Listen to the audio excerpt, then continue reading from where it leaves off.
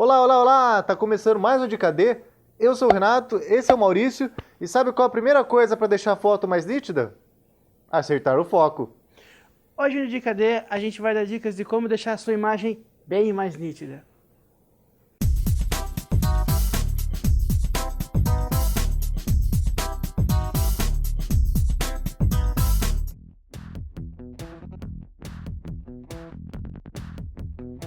Muito bem, Renato. Avisos gerais. Avisos gerais, como sempre, né? A gente não vai aqui fazer uma receita de bolo, como Isso. muita gente acha. Muitas das vezes é você que vai ter que saber como compensar quando você tem que ter uma foto nítida e quando precisa de praticidade. Exato. Também é importante lembrar que muita nitidez, às vezes, não é necessário, né? A foto chega até a ficar feia, fica até quadriculada, de tanta nitidez que você põe. Então toma cuidado, né? Nitidez não deve ser sempre o objetivo. É lógico que você tem que ter um padrão mínimo, né? Exato. Outra coisa, é óbvio que tem lentes mais nítidas que as outras, sensores mais nítidos que os outros, mas esse não vai ser o foco do vídeo. Não. Vai ser como você, com seu equipamento, consegue ter fotos mais nítidas. Exato. Então você que tem aí a 1855 e a 50, né? No outro vídeo a gente falou, você também vai conseguir fazer fotos bem nítidas. Para ficar fácil de entender, a gente separou esse vídeo em dicas para as lentes e dicas para a câmera, ok? Exato. E a gente vai começar falando de dicas para lente, né? Então vamos focar na lente, né? Vamos falar na dica número 1 sobre lentes. Como na abertura a gente bem mostrou, não adianta nada você querer nitidez se você ainda não acerta o foco. Exato, né?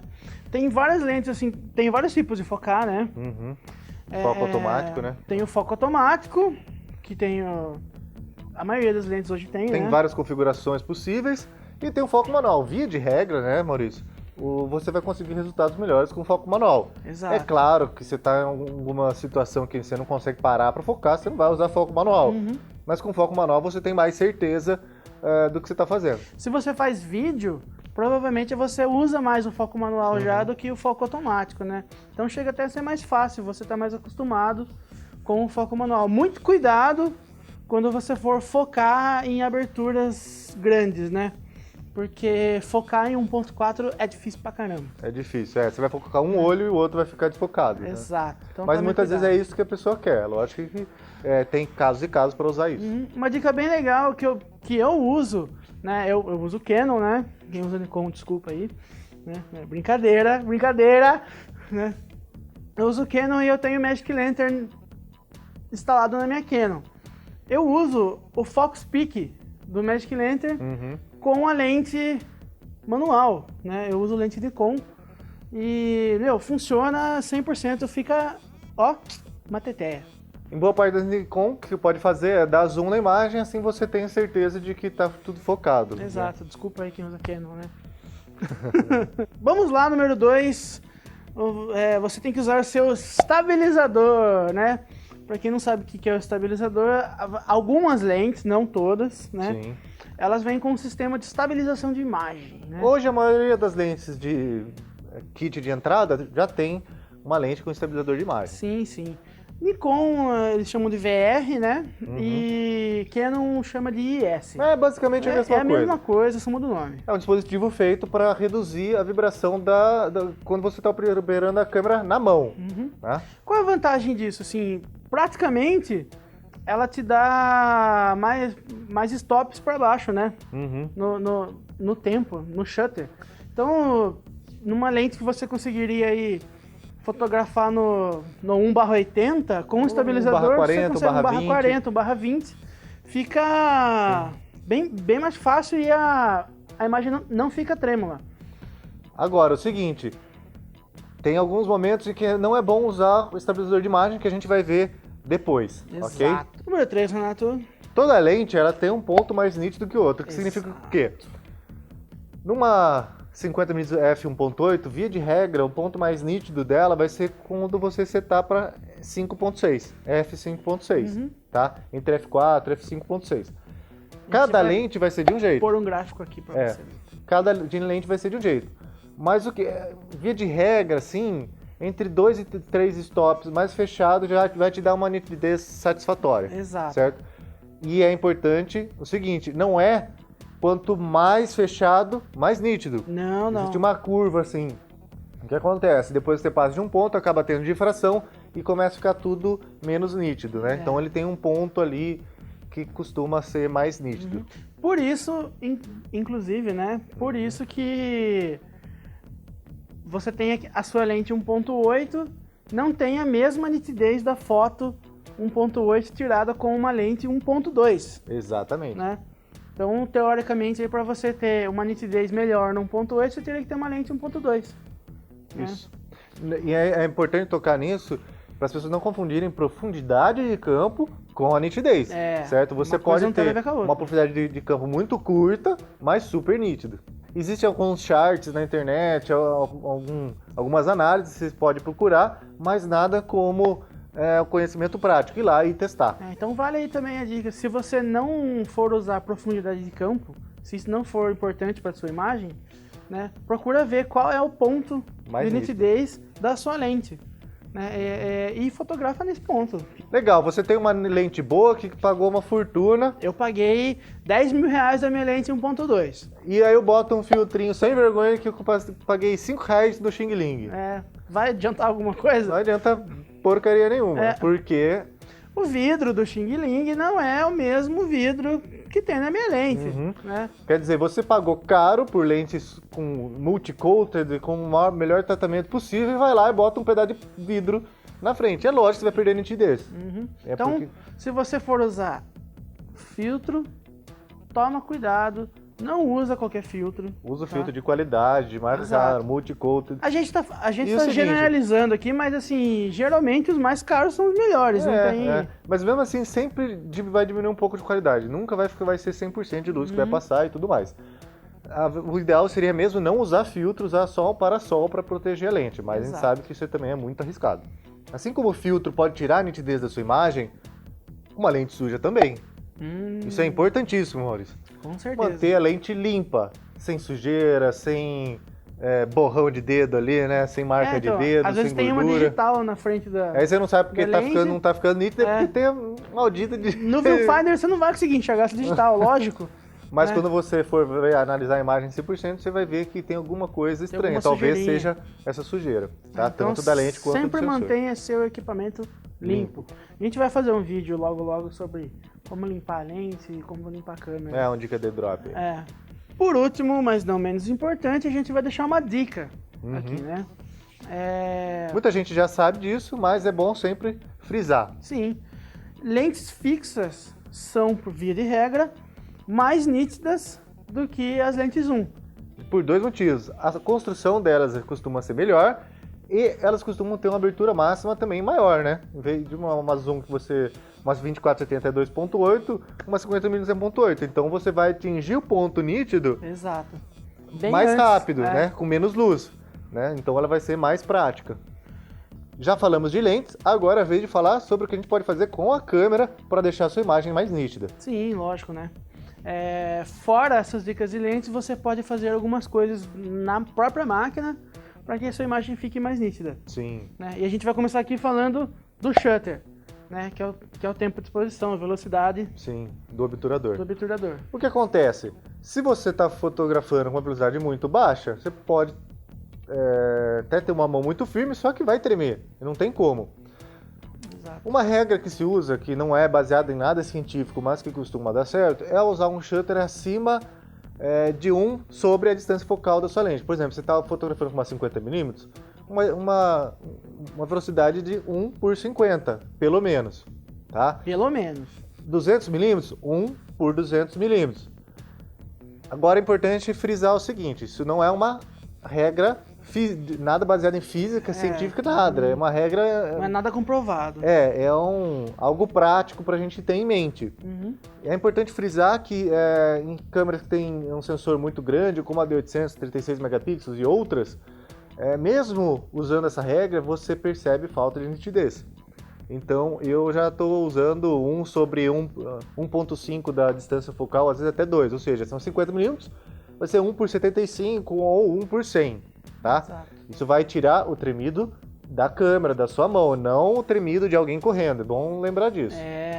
Exatamente, isso é muito importante. Se você estiver fotografando esporte, por exemplo, bicicleta, alguma coisa assim, Você vai precisar de muito cara, mais você vai que precisar de isso. muito mais velocidade do que isso. Então sempre lembra que se eu for captar alguma coisa em movimento, sei lá, é 1/500 pra cima. Outro aspecto importante na configuração da câmera é o ISO. Que é a sensibilidade do sensor ao captar a imagem. Quando você configura o ISO muito alto, 1600, 3200 e assim vai, o que acontece? Você acaba gerando ruído, em primeiro lugar, né? Você gera muito ruído. O que pode confundir com nitidez, onde você teria alguma coisa limpa, você tá tudo sujo. Exato. A sensibilidade é tanta que o sensor ele não consegue captar aquele negócio Só as informações certinho. estão ali, começa então a ter ele começa ruído. ele começa a colocar informação em cima daquilo ali. E isso gera muito ruído. Tanto ruído de luma quanto ruído de cor, né? Sim. Então tomar muito cuidado com o ISO, né? Se você for fotografar com luz de dia ou dentro do estúdio, tudo, procura sempre ISO fazer no ISO 100, ISO 200, né? E é importante lembrar, legal, às vezes você tem que fotografar com ISO alto. E aí o que você faz quando você fotografa com ISO alto? Você usa um redutor de ruído. Quando você usa um redutor de ruído, você também perde nitidez. Exato. Tá? E você interpola os pixels.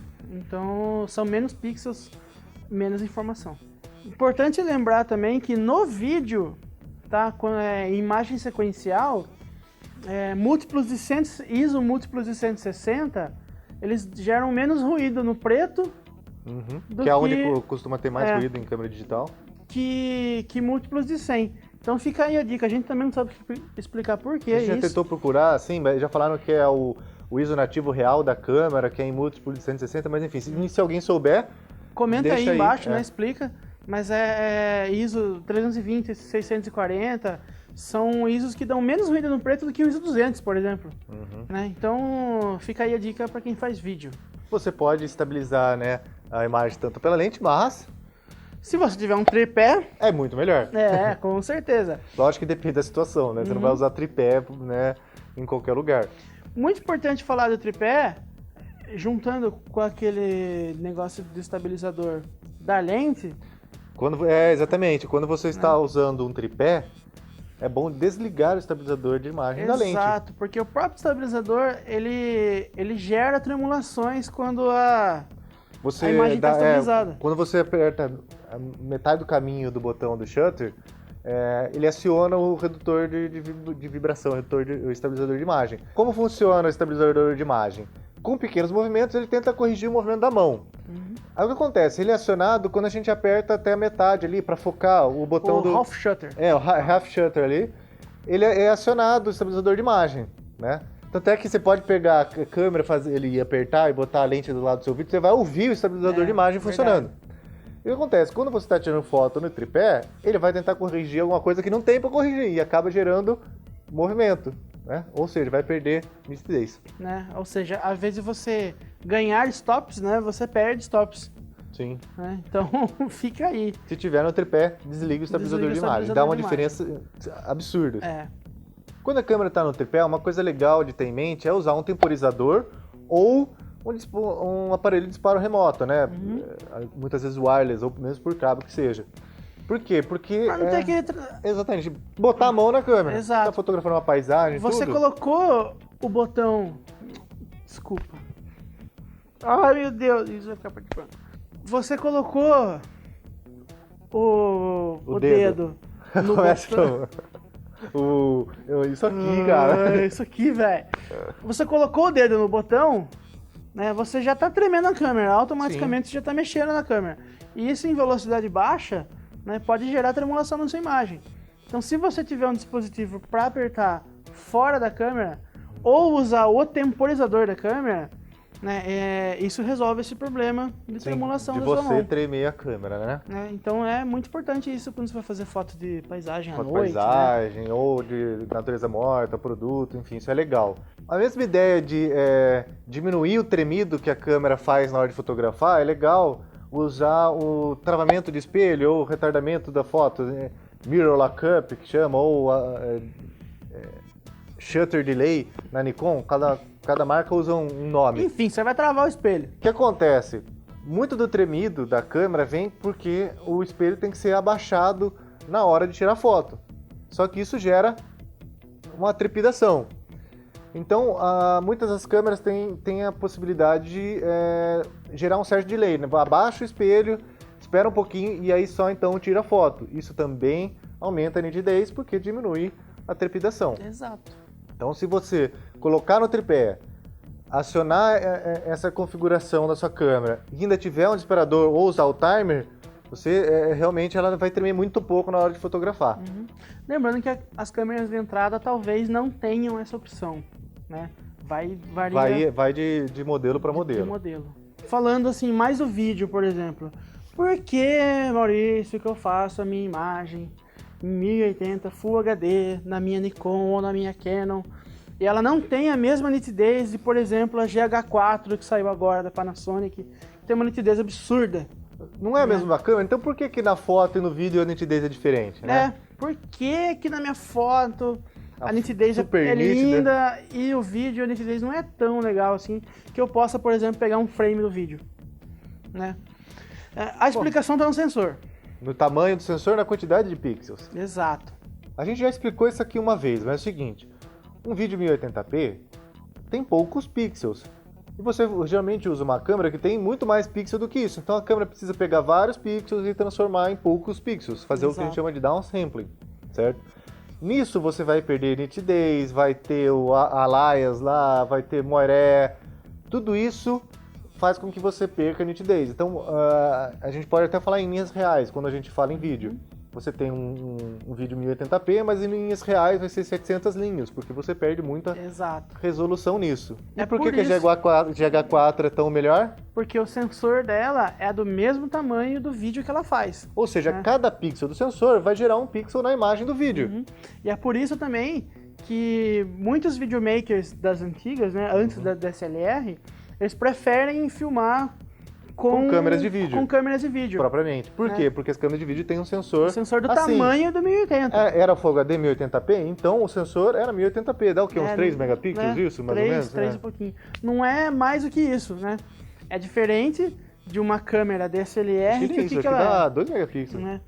Diferente de uma câmera DSLR que, por exemplo, é uma câmera fotográfica que vem com a habilidade de filmar também. Você tem 36 megapixels e aí tem que gerar uma imagem 1080. Então, ó, pra você ver aí, é por isso que o seu vídeo não fica tão nítido quanto suas fotos. E nem quanto chega a 4 lá, né? A gente tem sempre que lembrar que uma fotografia, uma imagem digital, na minha concepção, talvez na sua também... Ela só vai ficar pronta... Ela só vai ficar pronta depois do pós-processamento, né? Exatamente. Depois da edição. Então, lembrando que fora todas essas dicas, você pode colocar essa imagem lá no Photoshop, né? Ou no Premiere, no caso do vídeo. Lightroom. Né? Ou qualquer outro software.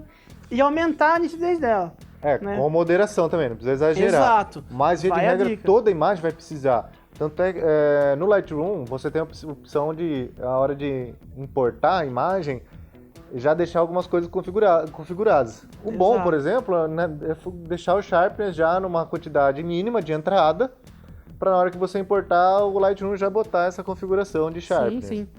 E é por isso também que todos os vídeos feitos com DSLR, a gente sempre tem que aumentar um pouco a nitidez. Sempre. A gente sempre tem que pegar o Sharpness do nosso software de edição e aumentar pelo menos 5 pontos aí. Porque a gente já explicou, porque o sensor não consegue captar todo o nível de nitidez. No Photoshop mesmo, o filtro que o pessoal está mais usando é o High Pass, né? Alta frequência. Qualquer vez a gente faz um videozinho explicando como faz isso, é bem fácil. Exato. É isso aí, a gente fica por aqui, né? Espero que as coisas tenham ficado um pouco mais nítidas. Espero que vocês tenham ouvido com clareza as coisas. Tudo que a gente colocou aqui. Se vocês também tiverem mais dicas de como deixar... Faz favor. Né? E deixando claro, por último, que é claro que você não vai usar todas essas dicas ao mesmo tempo, a não ser que seja, por exemplo, uma foto de paisagem que você consiga usar isso ao mesmo tempo. Você tem que pesar aquilo que vale a pena no momento usar ou não. Claro. Tá? Bom, é isso. Gostou do vídeo? Dá aquela curtida, não gostou, descurte. Dislike. Se inscreva no canal para ficar de olho nas novidades. Sempre que tiver um vídeo você ficar sabendo. Uhul. Finalmente. Né? Se você ainda não é inscrito, faça o favor de se inscrever lá, né? Uhum. E convida seus amigos também, porque é bem legal. Fanpage no Facebook, facebook.com/dicadeoficial, tá? Dá uma curtida na página lá, que também tem algumas novidades. E é isso aí. Qualquer dúvida, escreve embaixo que a gente responde. A gente sempre responde todo mundo, né? E a gente fica por aqui.